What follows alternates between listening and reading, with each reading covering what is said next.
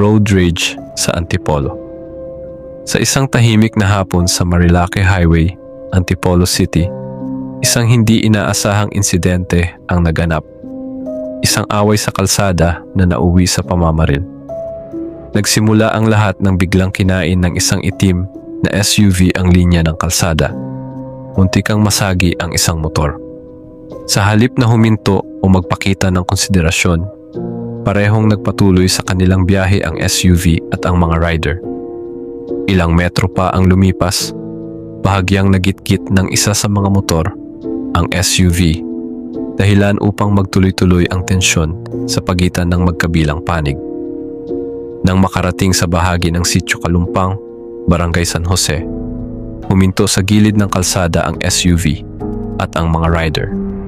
Sa isang video na kuha ng insidente, makikitang nagkuyog ang dalawang rider sa driver ng SUV. Sa gitna ng init ng sagutan, tila humupa na ang tensyon.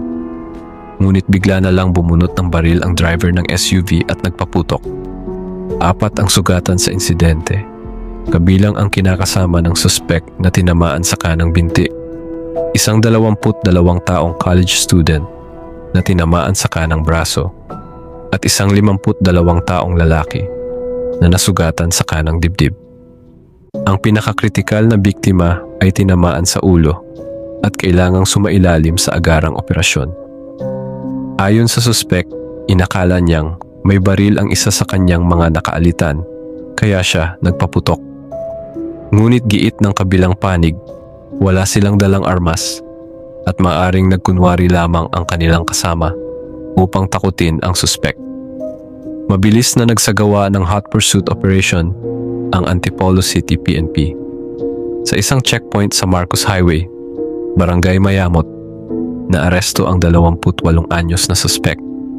Bagaman lisensyado ang kanyang baril, ipinagbabawal ang pagdadala ng armas ngayong election period, kaya't haharap siya sa mga kasong multiple frustrated homicide, illegal possession of firearms and ammunition, at paglabag sa Omnibus Election Code.